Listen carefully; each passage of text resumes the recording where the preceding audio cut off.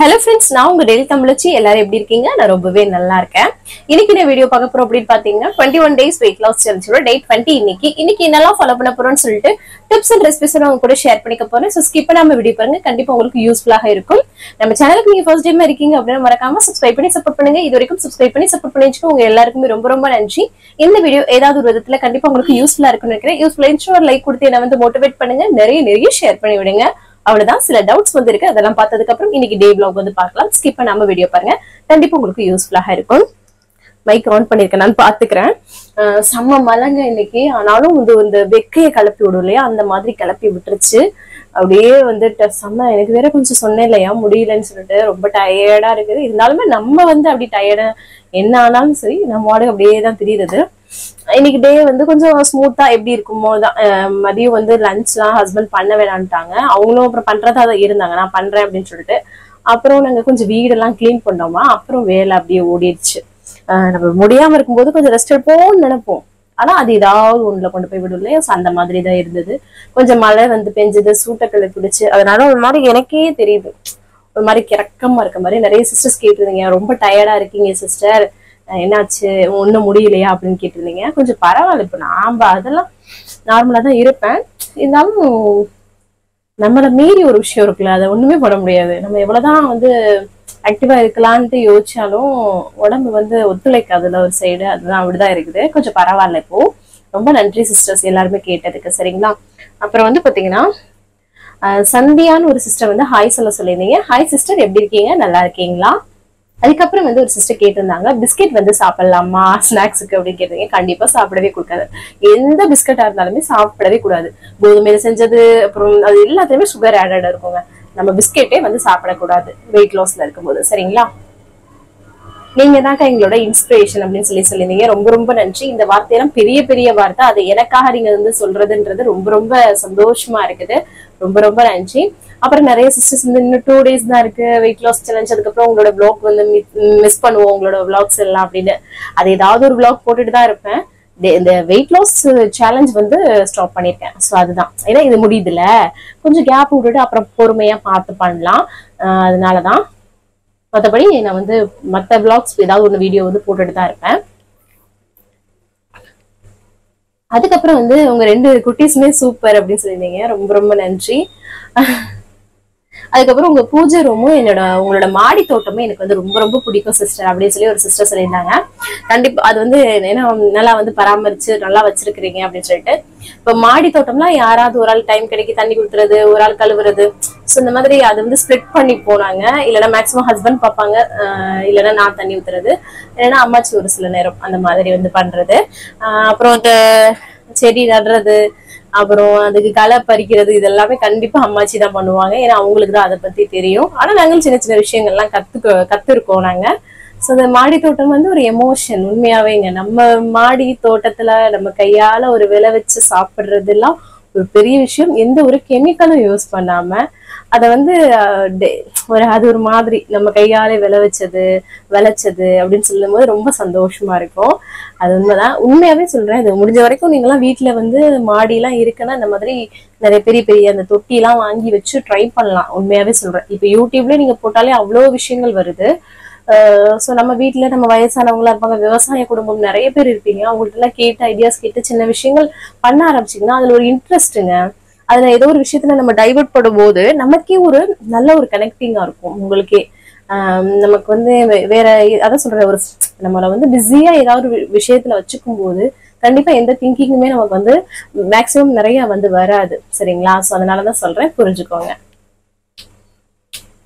நமக்கு வந்து மாடி தோட்டம் பண்றதுனால நமக்கு காய்கறியும் ஃப்ரெஷ்ஷா கிடைச்சு போச்சு, நம்மளோட டைமும் ஒரு யூஸ்ஃபுல்லான விஷயத்துக்கு ஒரு சொல்லுவாங்க. இப்ப நீங்க சொல்றீங்களா எங்களோட மாடி தோட்டத்தை பார்த்துட்டு நல்லா இருக்குன்னு, அது மாதிரி உங்களை பார்த்து நிறைய பேர் இன்ஸ்பயர் ஆவாங்க. சோ அதனாலதான் சொல்றேன். அதுக்கப்புறம் வந்து நீட்டா மெயின்டைன் பண்றீங்க, அதான் ஓவரால கிளீன் கழுவுறது வைக்கிறது எல்லாமே இருந்தாதான். இப்போ ஒரு இது வச்சுட்டோம்னா நம்ம எவ்வளவு தூரம் பக்குவம் பண்றோமோ அந்த அளவுக்கு தான் அது வந்து அதோட ரிஃப்ளெக்ஷன் நமக்கு வந்து கிடைக்கும் இல்லையா. சோ அதனாலதான். அம்மாச்சி வந்து சூப்பர் அப்படின்னு சொல்லிருந்தீங்க. அம்மாச்சி அப்பதான் நான் vlogலயே காட்ட முடியுது. ஏன்னா காலைல வேலைக்கு போயிருவாங்க, நைட் தான் வேலை விட்டு வருவாங்க. ஸோ சாப்பாடு எல்லாமே நான் கொண்டு போய் கொடுத்துறேன். ஒரே காம்பவுண்ட்ல தான் நாங்க இருக்கிறோம், சரிங்களா. அதனால வந்து அப்ப போய் கொடுக்கறது, அதனாலதான் காட்ட முடியல.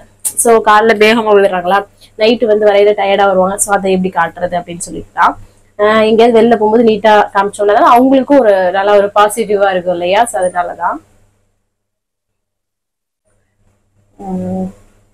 அதுக்கப்புறம் வந்து வெயிட் லாஸ்க்கு அப்புறம் வந்து நம்ம வெயிட் லாஸ் பண்ணிட்டு அதுக்கப்புறமா மெயின்டைன் பண்ணும்போது டீ காஃபி குடிக்கலாமா அப்படின்னு குடிக்கலாம். அளவா குடிச்சுக்கோங்க.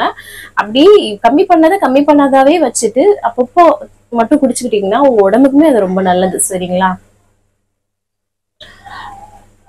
குழம்பு வந்து அகைன் ஹீட் பண்ணும்போது ஒரு கலோரிஸ் வந்து அதிகமாகும் அப்படின்னு சொல்லி கண்டிப்பா அது உண்மைதான்.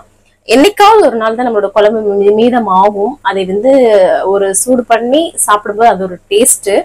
அண்ட் ஒன்னு ஹோட்டல்ல எல்லாம் நம்ம நிறைய விஷயங்கள் வாங்குறோம், அது என்ன ஏதுன்னே நமக்கு தெரியல. நம்ம வீட்டுல ஒரு விஷயம் பண்றோம் அப்படின்னும் போது நம்ம இப்ப வெயிட் லாஸ்ல இருக்கும்போது அளவு கம்மியா எடுத்துக்கிறோம். சரிங்களா. சோ அதுதான் மேட்டர்.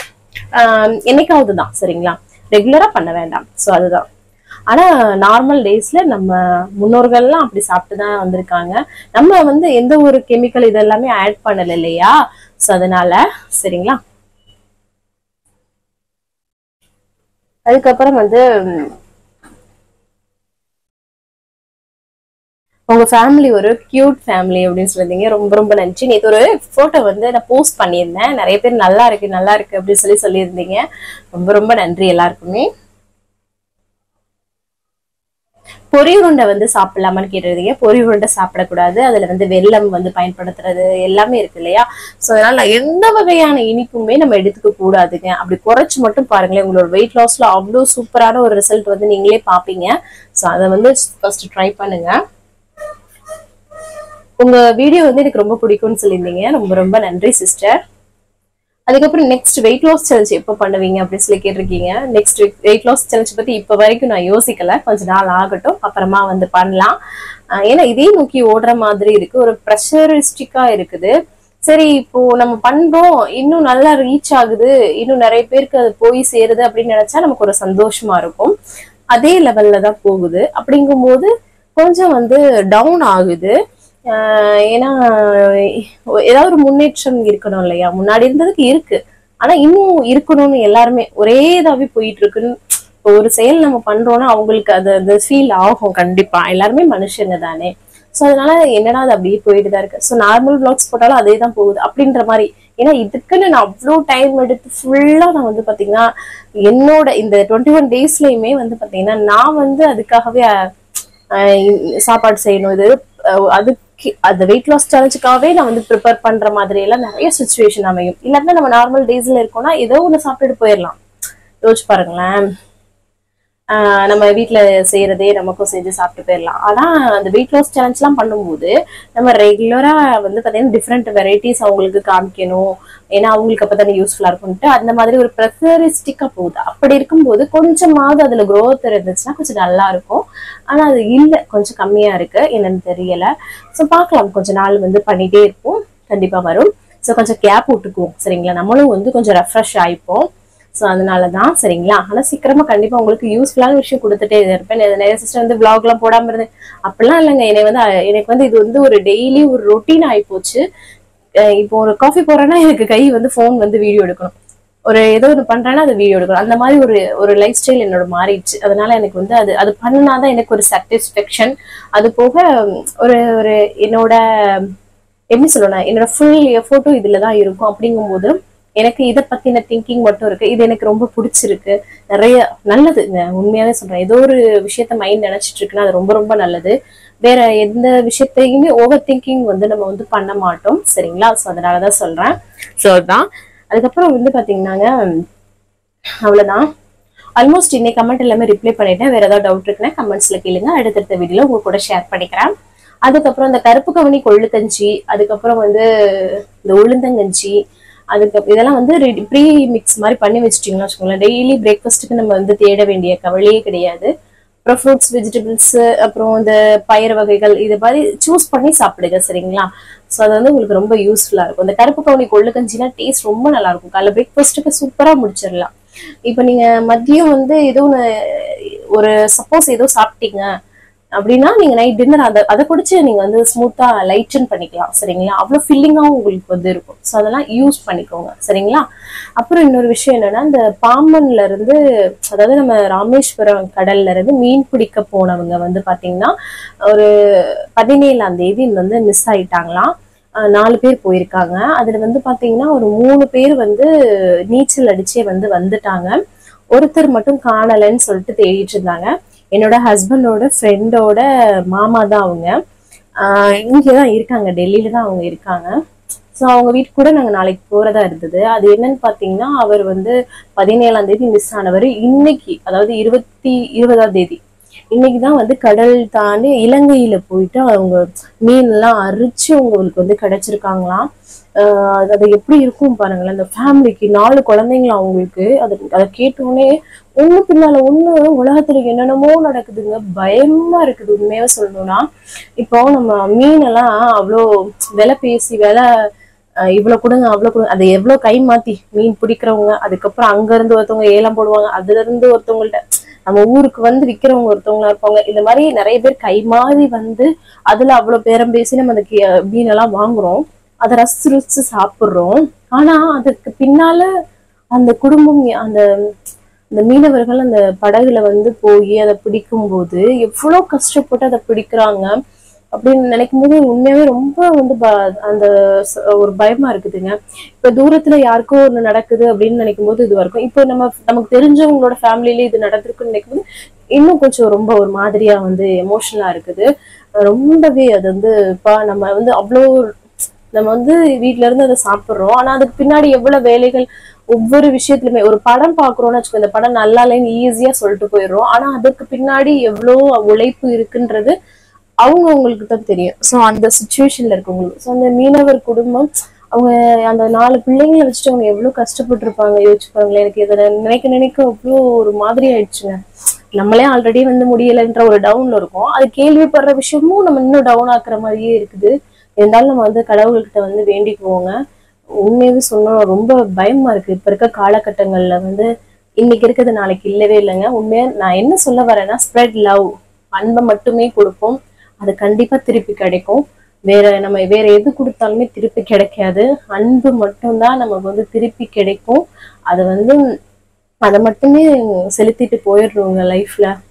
இந்த கோபம், வினயம், இந்த ஒரு சொல்லுவாங்க போட்டி, பொறாமைகள், இது எதுவுமே இருக்கக்கூடாது. இருந்து என்ன பண்ண போறோம்? இன்னைக்கு இருக்கவங்க நாளைக்கு இல்லைன்ற மாதிரி ஒரு சுச்சுவேஷன் லைஃப்ல அமைஞ்சிட்டு இருக்குது.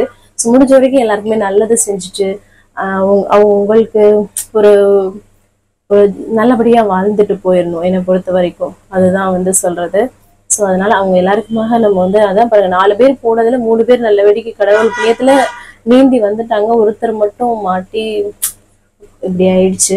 அவரோட போட்டோ பார்க்க எனக்கு அப்படியே அவங்க வச்சிருந்தாங்க, என்ன சொந்தக்காரவங்க இல்லையா, அவங்க வச்சிருந்தாங்க போன்ல. அதை பார்க்க ஒரு மாதிரி ரொம்ப நல்ல மனுஷன் அப்படின்னு சொல்லும் போது அவரோட வாழ்ந்த வாழ்க்கை அதுல வந்து தெரியுது பாத்தீங்களா. ஒருத்தவர் இறந்ததுக்கு அப்புறம் என்ன பேசுறாங்களோ அதன்படி வாழணும்னு சொல்லிட்டு எனக்குலாம். இப்ப நம்மளே வந்து யாராவது ஒருத்தவங்க இறந்து போறாங்கன்னா, நம்ம இறந்ததுக்கு அப்புறம் நம்மளை பத்தி இவன் இறந்துட்டு போறான், இவனுக்கெல்லாம் சாவு வரட்டும் அப்படின்னு சொல்ற மாதிரி ஒரு சிலர் வாழ்வாங்க. ஐயோ இவங்களுக்கு போயா இறப்பு வரணும் அப்படின்ற மாதிரி வாழணும். உண்மையாவே சொல்றேன், அந்த மாதிரி ஒரு மனுஷன் தான் இன்னைக்கு வந்து போயிருக்காராம். அவங்க சொல்றாங்க அவ்வளவு நல்ல மனுஷன் அப்படின்னு சொல்லிட்டு சொல்றாங்க.